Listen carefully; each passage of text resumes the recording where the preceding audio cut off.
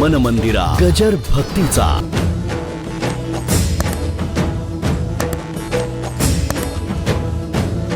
माणसं परमार्थ ऐकण्याकरता सुद्धा वयात यावी लागतात.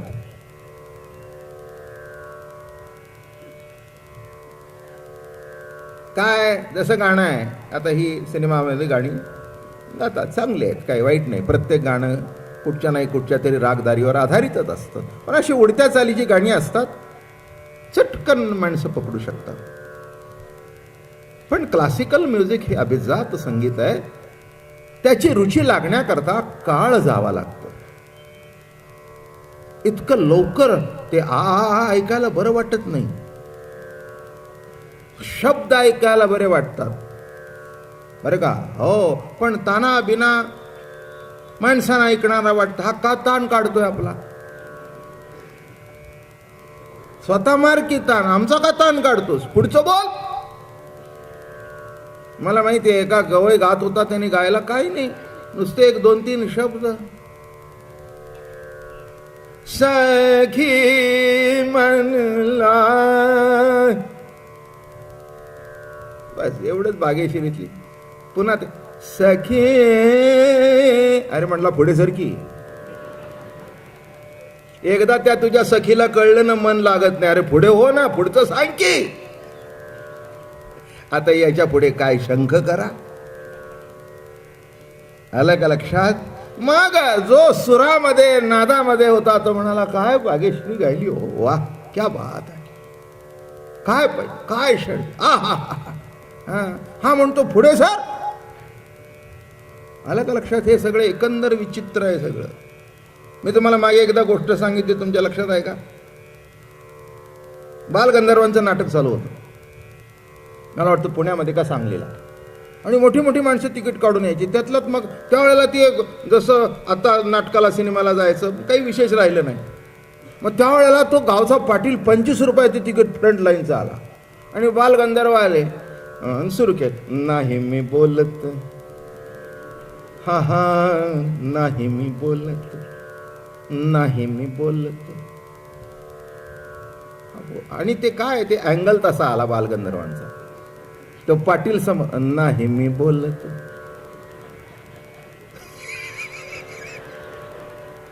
नाही मी बोलत नाथा नाही. काय म्हणला, 25 रुपये तिकीट काढून हे ऐकायला आलो का? नाही मी बोलत. का बोलत नाही ती सांग. काय म्हणला, आम्ही तुझं घोडं मारलं, एवढ्या करता 25 रुपये तिकीट काढलं का? नाही मी बोलत.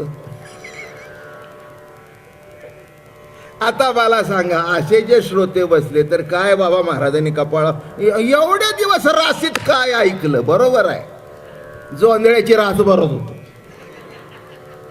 आता काय नाही नाही काय सांगावं, काय अवघड आहे.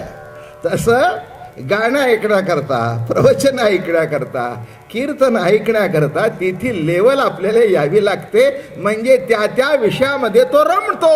नाही तर उगीच काहीतरी सांगून उपयोग नाही आहे.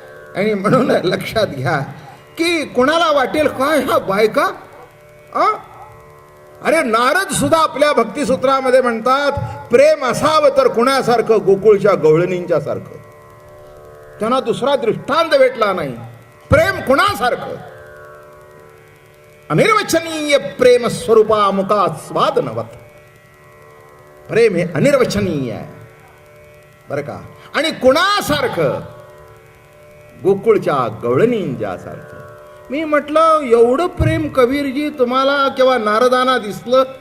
लक्षात ठेवा, ते प्रेम ओळखण्याकरता अंतःकरण सुद्धा त्या जातीचं व्हावं लागतं. तसं हा का सांगतोय प्रस्तावना? तुम्ही म्हणाला, हे काय परमार्थ आहे का? पतीच्या शेजारी निजली होती आणि त्याला सोडून ह्याच्या मागे लागली. काय बाबा महाराज हे शिकवता काय? आणि असल्या देवाच्या कथा सांगता काय? हे तुम्हाला ते काय असतं, तुम्हाला आता ते सगळं काहीही माहिती नाही. जाती भीती गळ्यात आहेत का तुमच्या कोणाच्या? जाती जाती पीठ जळायचं आहे का? दळलं का कधी? बरं दळलं. तो खुंटा निघाला का कधी?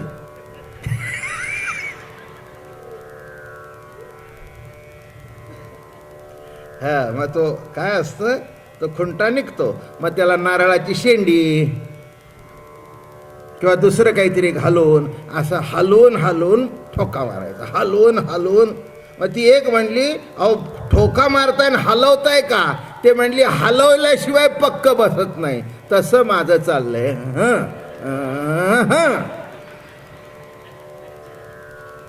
काय हलवून हलवून तुमचा खुंटा पक्का करायचा आणि तुमच्या डोक्यातून स्त्री किंवा पुरुष किंवा काम किंवा वासना हे बाजूला टाकून द्यायचं. सामान्य कामातून बाहेर पडायचं आणि आत्मकामापर्यंत जायचंय. सामान्य रतीतून बाहेर पडायचं आणि आत्मरतीशी एकरूप व्हायचं. तेवढ्या करता ही प्रवचन आहेत.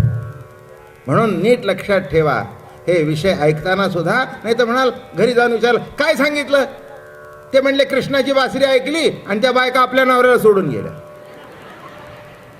नवरा म्हणला तुला याच्याकरता पाठवतो का मी तिथे?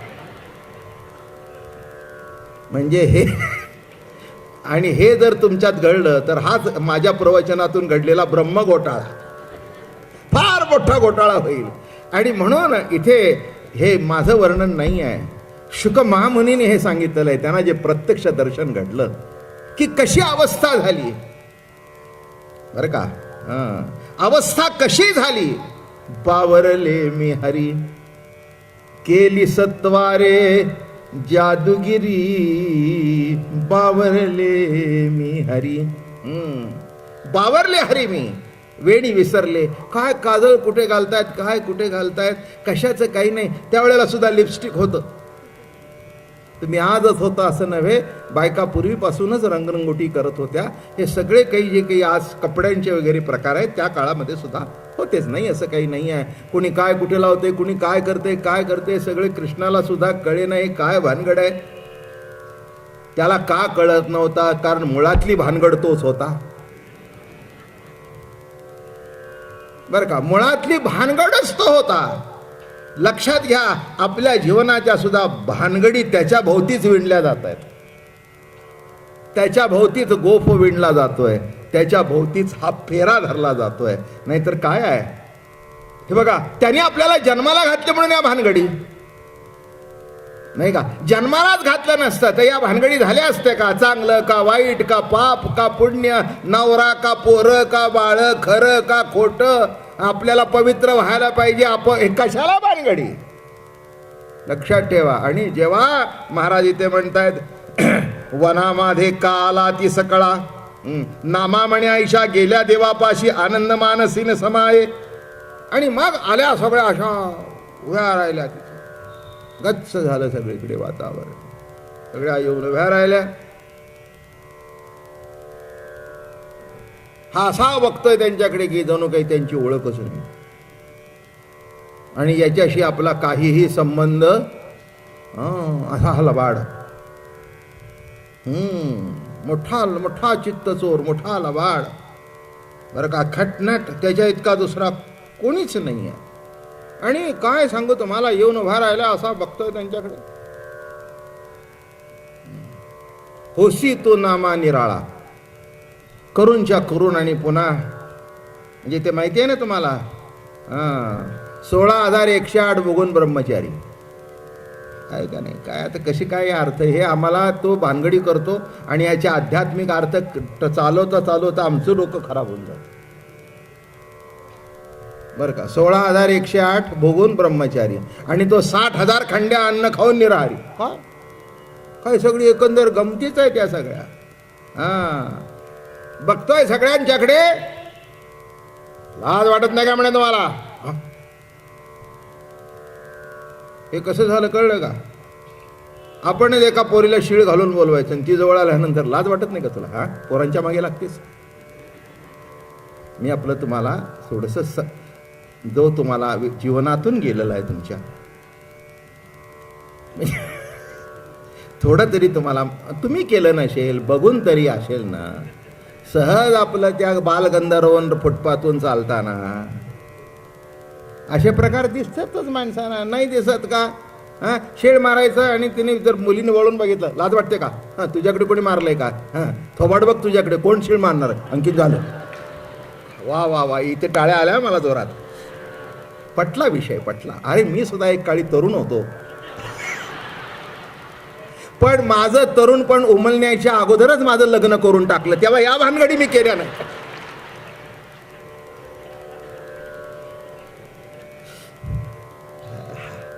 काय ह्या भानगडी करण्याची पाळीच आली नाही, कारण मिळाली चांगली मिळाली. कुणाकडे शीळ घालण्याची गरजच नाही. हे बघा, आत्ताचा जमाना आणि 72 वर्षापूर्वीचा जमाना खूप फरक होता बरं का. हा, पण मजा म्हणून आता काय, आपल्या प्रवचनात रंग भरायचेत ना, आनंद लुटायचा आहे ना. नाही नाही, हे चरित्रच असं घडलंय. बोलवलं त्यानी, पावा वाजवला त्यानी, हाक मारला त्यानी, आणि नावं ठेवतोय तोच. काही जीवाला वाटत नाही का? निशी माझी व्याघ्र फिरता तिराणी, जावे सकळासी घराता, ऐकोनी आईसे कठीण वचन चालिले जीवन नेत्रातुनी. अरे काय म्हणे, काही अक्कल आहे की नाही? रात्रीचे 12 वाजले. अरे ज्या वेळेला बायका घरातून बाहेर पडत नाहीत अशा वेळेला, आणि त्यात तुम्ही सुद्धा सगळ्या तरुण बायका घरातून बाहेर पडता, काय लाजवेज वाटत नाही का? काय सांगावं तुम्हाला, अतिशय दुःख झालं सगळ्यांना. आणि काय या गप्प बसलेला बघितल्याबरोबर फार फार बोलायला सुरुवात केली त्यांनी. शाणा चतुर आहेसी. आणि त्याच्यामध्ये काय घडलं, महत्वाची गोष्ट सांगतो आज. हे सगळं त्यांनी बोलायला सुरुवात केली, नावं ठेवायला सुरुवात केली. काय, तुमचं नाव तर संपेलच, पण तुमच्याबरोबर मला सुद्धा संपवाल तुम्ही. मी काही ऑर्डिनरी माणूस नाही आहे, गावच्या पाटलाचा मुलगा आहे, आणि पाटलाचीच पोरही धंदे करत असतात.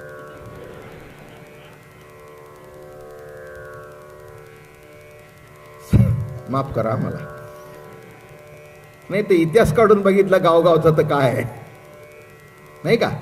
ज्याच्या हातात सत्ता आहे, ज्याच्या हातात पॉवर आहे. पाटील म्हणजे आडनावाचा पाटील नाही, इथे माझे बरेच शिष्य आहेत. ते पाटील म्हणतील आम्हाला तुम्ही बोला, तुला बोलायचं काय संबंध काय, तू काय केलीस का भानगडी? काय आपण घरामध्ये सुद्धा एकमेकाला म्हणतो, काय पाटीलकी करताय, बोलणं कळलं का? काय पाटीलकी म्हणजे जो हुकुमशाही गाजवतो त्याला आपण म्हणतो काय पाटीलकी करताय. आता हा कोणाचा मुलगा? नंद पाटलाचा. आणि काय तुम्हाला सांगू, रुबाब मध्ये जेव्हा बोलू लागला ते म्हणाले तुम्ही संपालन, मलाही संपून चाल, घरी जा. शाणा चतुरायसी नाटका, वैकुंठ नायका विचारावे, कामाग्नी कृश पडिले सकळ, मांडियेला खेळ मनमथाचा. अरे मुरली वाजून वाजून आमचं जीवन बर्बाद करून टाकलंस. घर बरं वाटेना, संसार बरं वाटेना, जीवन आमचं संपून टाकलंस. आणि आता आम्हाला विचारतोस की कशा करता आला. तितक्यात तिथे एक प्रमुख गोपी होती, तिचं नाव राधा होतं. ती अशी पुढे आली. ते म्हणाले महाराज, आपण फार हुशार आहात, बोलण्यामध्ये चतुर आहात, सर्वच गोष्टीत चतुर आहात, किंबहुना चतुरा तू शिरोमणी, गुण लावण्याची खाणी. कसे आहात तुम्ही? चतुरा तू शिरोमणी, गुण लावण्याची खाणी. चतुर आहात, त्यातले शिरोमणी आहात आपण. आपल्याला मी काय शिकवावं, पण एक आपल्याला जर आज आम्ही रोज आपलं प्रवचन ऐकतो, तर आज आमची एक गोष्ट ऐका की. बार बोला, लवकर बोला, कारण लवकर तुम्ही घरात जायचंय, मलाही घरात जायचंय. मी माझ्या आवडीने नादामध्ये वेणू वाजवत होतो. आम्ही काही वाजवू नाही का आमच्या, आणि आम्ही पुरुष आहोत, रात्री बाहेर पडू शकतो. पडा काय. म्हणजे पुरुष झालं म्हणजे काय, तुम्हाला सगळ्यांना बेरेर चेक दिली की काय? चेक दिलाय की तुम्ही कसंही वागावं, काही वागावं? नाही आहे, तसं नाही आहे. जे काही जीवनाचा नीतिमत्तेचे नियम आहेत ते प्रत्येकाने पाळायला पाहिजेत. एवढ्याकरता राम आदर्श आहे, आणि अध्यात्माकरता कृष्ण आहे. मन मंदिरा गजर भक्तीचा.